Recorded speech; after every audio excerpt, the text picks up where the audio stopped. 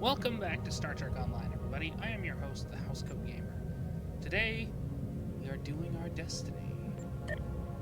It is my duty as Chancellor to do something about the threat of the Theklari.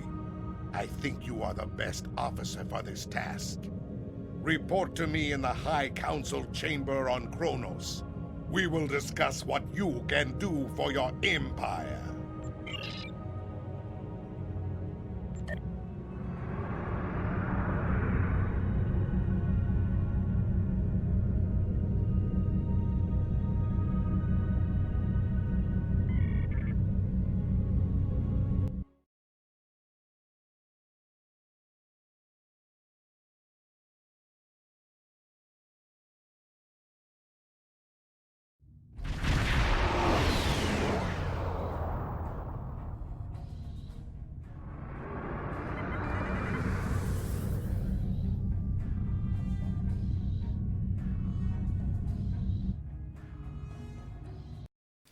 In case you're wondering, I am flying the Science Miracle Worker cruiser.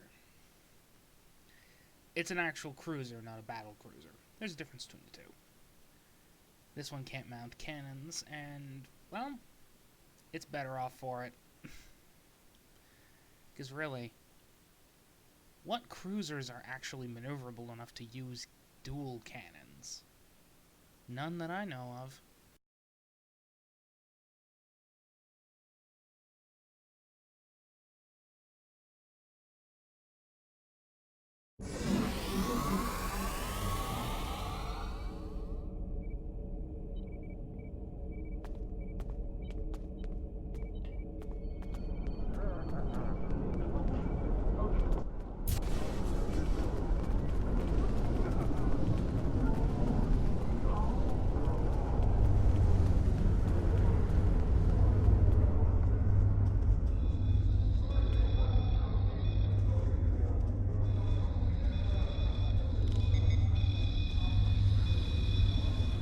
Heed the call of the warrior. Claim the honor due your family.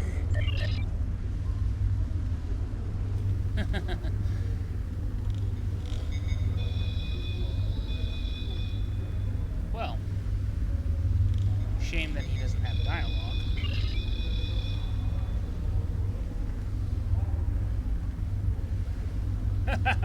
Federation tricks.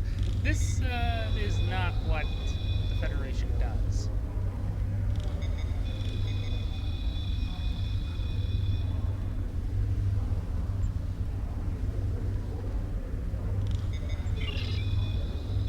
Well, time to learn about the lore of the Klingon Empire. Serve the Empire well. Kapla!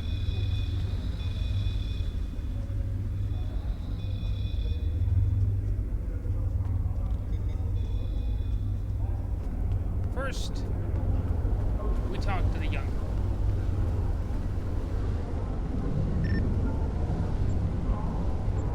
The great houses and their games dominate our empire. Most among the great houses are descended from nobility, and some can even trace their lineage to Kahless himself. Alliances of blood and blades, these organizations define the political state of Kronos. The most powerful houses control fleets of their own, and without their support, the government would fall. A key weakness, and frankly, one that is keeping the Klingons from being the empire they should be, or at least claim to be. While the Klingons are based off the Soviet Union, at least politically, they were the enemy of the Federation during the TOS era. There's just one problem with that. It's closer to ancient China in this case. Constant feuding. Always see real-world parallels. Hail, do you wish to hear tales of the Empire? In Star Trek. The House of Duras is one of the oldest and most powerful in the Empire. It has alliances that stretch back for hundreds of years. At one time, it was said that even Kahless himself owed homage to the House of Duras. The house fell on hard times in the past century. The dishonor of Lursa and Betor nearly brought about its downfall. In the end, only Lursa's son, Gerard, survived, and he was taken in by the House of Torg until he reached the Age of Ascension. Gerard burns to restore his house's honor and glory. He is ambitious, but he may not be wise. His war with the House of Mortok costs him much. This may be the end of the House of Duras, or the start of its finest hour. You also forget that Duras discovered the Undine, or at least was tricked into becoming their pawn. I mean, really, one Undine is a pain in the ass to kill. 3? They had to have commit suicide just to make sure that the Klingon Empire was turned to their needs. And those needs were cause as much chaos as possible. Heir, do you wish to hear? Mortok was born a commoner, but with skill and honor, he rose to greatness. Not even the stain of having been replaced for a time by a shapeshifter was enough to stop him. When Jempak slew Mortok, by the blood, that was a sad day for the Empire. We lore singers see history, and we saw great things in Mortok. The path he could have led us on.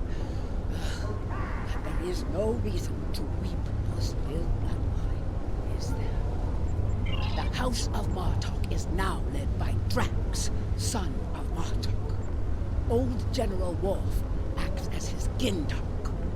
The House represents the new blood in the Empire. Those who want to take what is important from our traditions, but look forward to a glorious future for everyone in the Empire. Funny how that new future is starting with a war. A war that the houses of Jempak and Duras started. What with killing Martok. More about that later. Much later. When Drex's father was killed by Jempak, Drex vowed vengeance.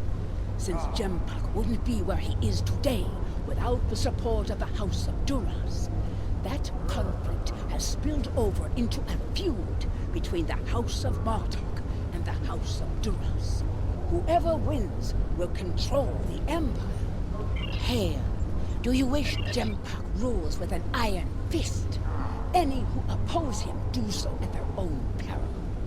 He has had many years of experience as a politician, and with Ambassador Babat at his side, he can sway the Council in almost any debate. And as a warrior, I hear tell there is none who can match his skill with a baton. But as Kahless tells us, even the greatest may fall. Jempak's own house was small and weak. It had no lands and few allies. His alliance with the House of Duras was essential to his rise to the ranks of power. If Duras falls, Jempak may soon follow. Heir, Worf was once a Federation officer. Do you know that? He served the Federation for years, even becoming ambassador to the Klingon Empire. But he and Martok were great friends, and Worf was joined to his house. As Martok's fortunes rose, so did Worf's. Worf walked a careful path between our Empire and the Federation until the treachery of the Kamekuv, the Undine, was exposed. It was the Undine who caused the strife between us and the Gorn. The Empire invaded the Gorn homeworld to drive out these shape-changers, and Worf pleaded with the Federation to join us. Their politicians refused and condemned us for acting to defend the Alpha Quadrant. It was the end of our alliance. Is it dishonorable to To condemn one ally for attacking another? It is, actually.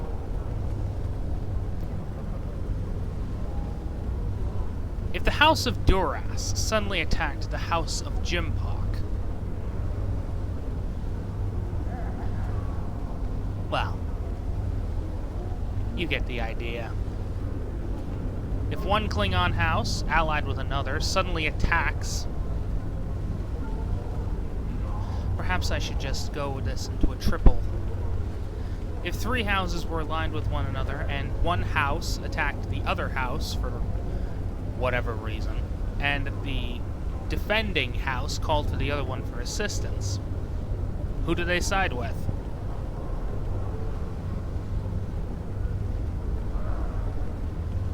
Exactly. They can't side with either one without being dishonored. It's a shame Klingons don't see that. Idiots. Worf knew that the only honorable path was to fight the Kamekuv. He broke his ties with the Federation. Now this is his only hope. Heir, do you wish? My father, Tehran, is the one you'll need to ask about the sword itself. But I can tell you about the Feklari. They are foul creatures, without honor, who crawl from the darkest depths of Grethor itself to do dread Molar's bidding. Be wary of the Feklari. Those who die at their hands risk their souls. Molar was a tyrant who ruled Kronos in the time of Kahless the Unforgettable. He was so strong that no man could oppose him. Kahless joined with his true love, the Lady Lucara, to defend the city of Kamchi from Molar's soldiers. The warriors of Kamchi were afraid of the Feklari and fled, leaving Kahless and Lucara to face 500 Feklari alone. Kahless and Lucara fought for a day and a night and a day again.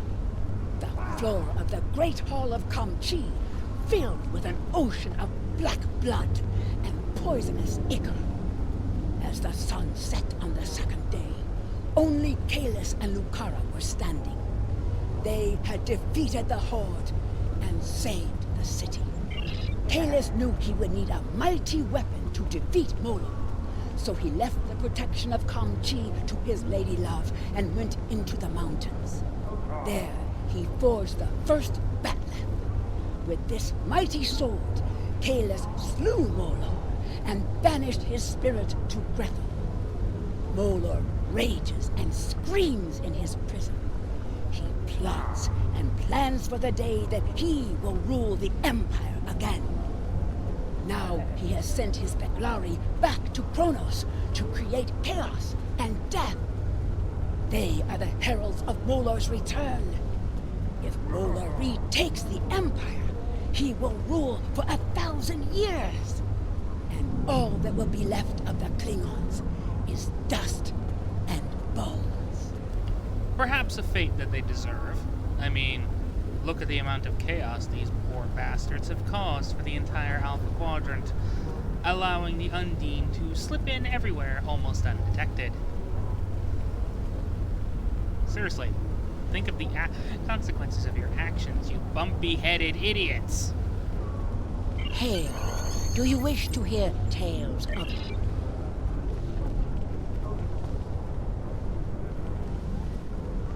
Do you wish to? Kahless is the greatest warrior the Klingons have ever known.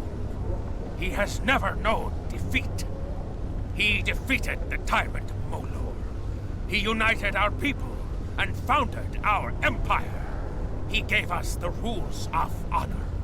Kahless is what we all strive to be. Strive and fail. I weave tales of glory and honor. Ages ago, Kahless was in the city of Kinlat. A fierce storm was approaching, and all of the residents of the city took refuge inside Kinlat's strong stone walls. Everyone but one man, who stayed outside with nothing but his blade to protect him. Kahless asked this man why he did not seek shelter, and the man said that he would not. He would stand in the storm and force it to respect him. Kahless respected his choice and went inside Kinlat's walls to await the breaking of the dawn. The storm came, and the man was killed. And Kahless said, "The wind does not respect a fool." And in this case, the wind happens to be the United Federation of Planets. And the fool is the slowly stagnating Klingon Empire. I weave tales of when Kahless fell in love with the Lady Lucara. He offered her gifts of precious jewels and wrote her words of great beauty. She rejected his offerings. Despairing of ever winning her love, Kahless went to the city of Kamji, where the Lady Lucara was residing. It was there that the soldiers of the tyrant Molor attacked. The soldiers of the city's garrison fled, leaving Kahless and Lucara to face 500 warriors alone. They defeated Molor's forces and saved the city. Then, having seen the fire in his heart and the skill of his blade, Lucara gave Kahless her love. I weave tales of glory and honor. The sword of Kahless's father was lost. Kahless's treacherous brother, Morath, had thrown it into the sea. Kahless wept, for the sword was all he had left of his father. His tears filled the ocean. When his mourning was done, Kahless went into the mountains. He walked alone into the deepest wilderness and did not stop until he had reached the Kristak volcano, where no Klingon had ever been. At the volcano, Kahless cut a lock of his hair and plunged it into the river of molten rock. The hair burned, but then Kahless thrust it into the lake of Lusor and twisted it into a sword. That was the first Batleth, the Sword of Honor. Certified in-game provides a sort of sensible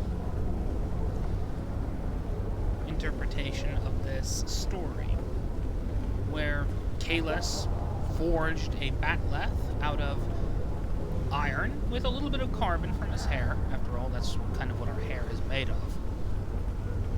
And quenched the blade in water.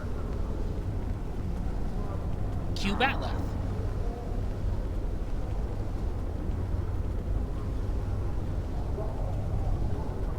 Of course, STO has another explanation for the creation of the blade, but let's not get into that. I weave tales of Kahless used his blade to defeat Molo. He used it to force the Feklari hordes to retreat to the hell from which they came. He used it to skin the serpent of Zol, and its might forced his brother, Morath, to submit to Kahless and return to the path of honor.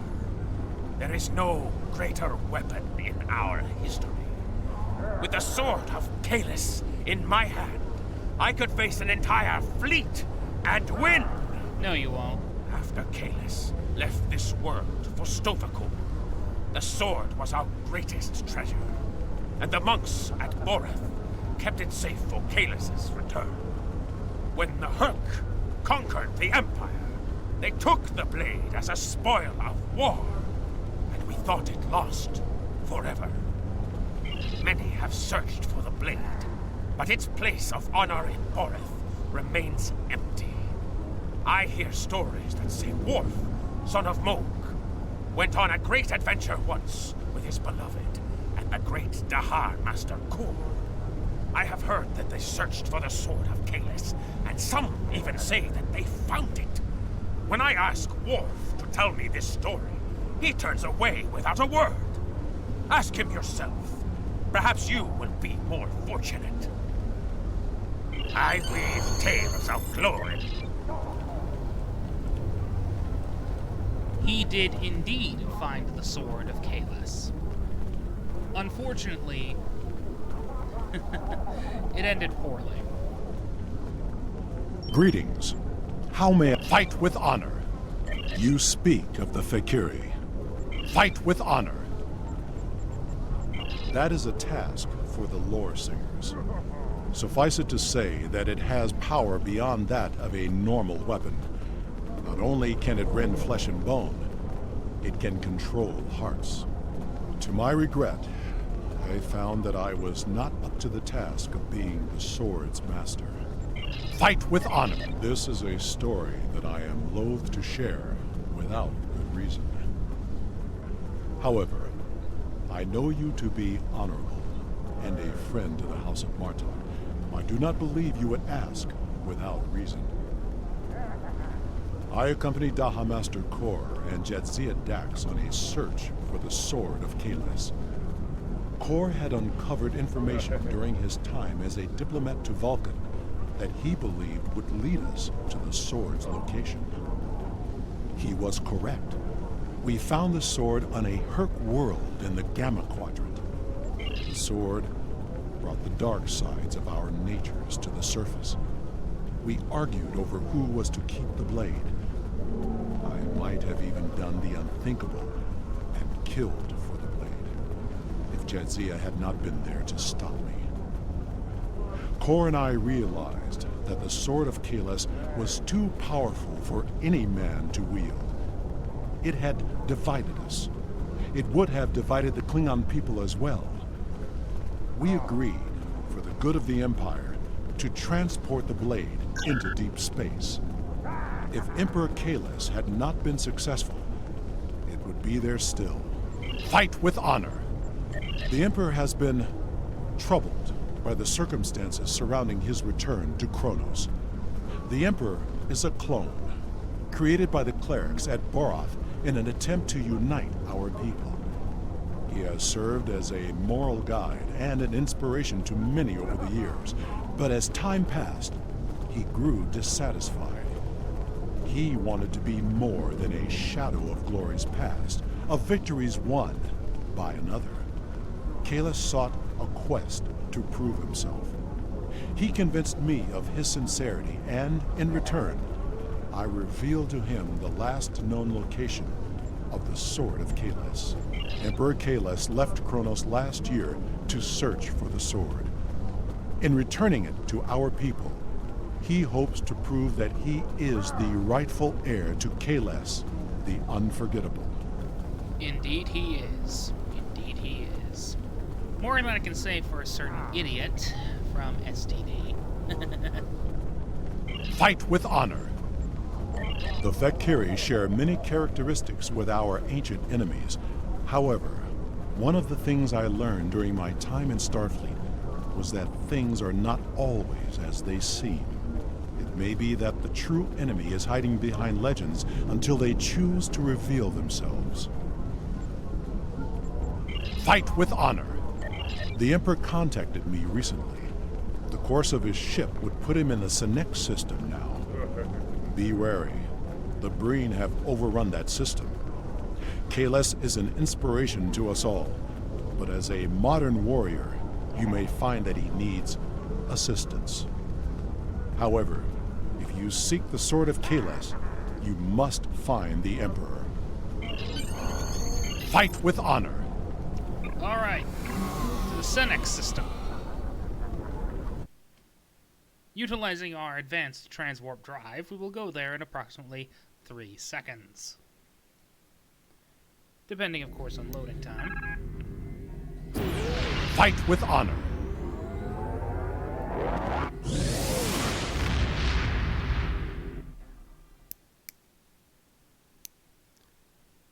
Nail maintenance. In case you can hear us. Yeah. Much better.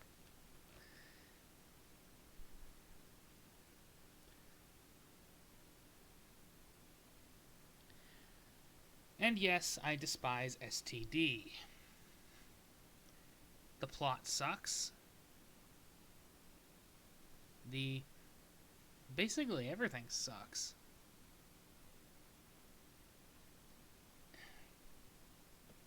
And I don't understand how...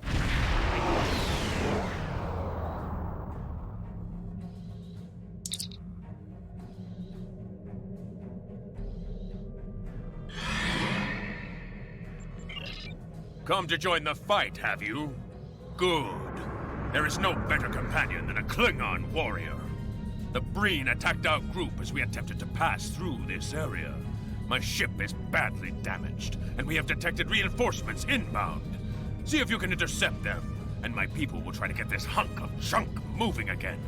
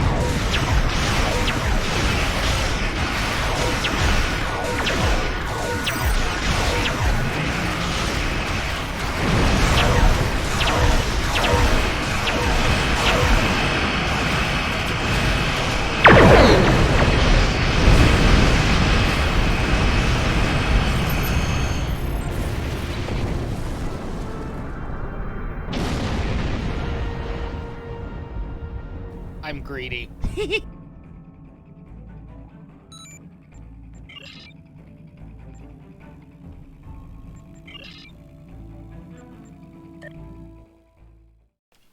This should be mildly entertaining. It's been a while since I faced the Breen in combat. And the last time I did, well, I was a lot weaker than I was now.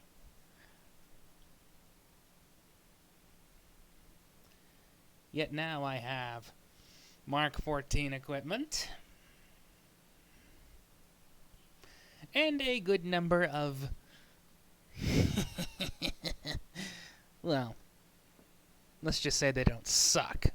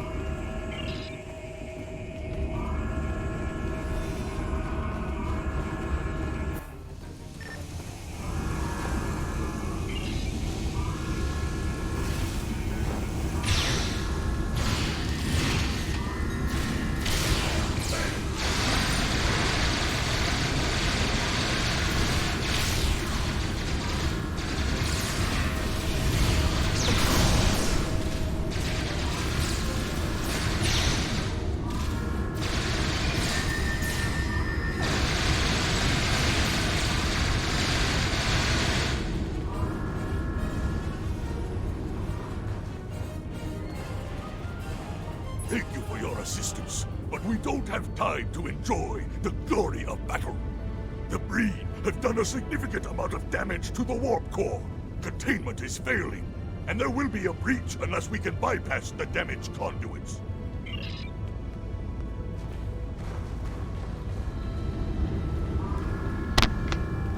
A matter-antimatter reaction chamber is by no means a fragile thing. The Klingons just happen to make them tougher than most. I just wouldn't fire a phaser rifle. That's the last thing they'll do. Shields using power. Because they may be tough, but they're not that tough.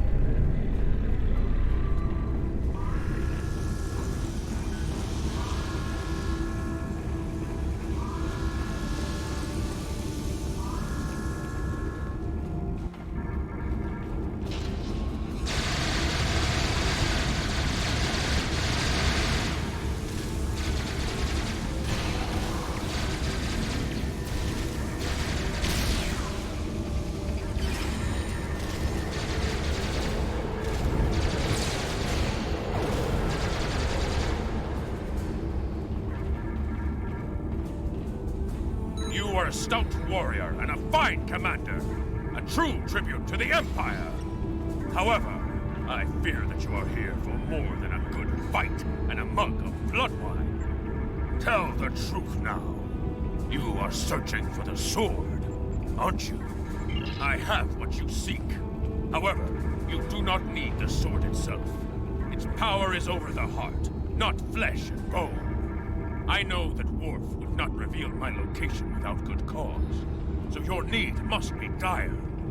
And you are a noble and honorable warrior, so I teach you what you need to do. Together, we will save the Empire.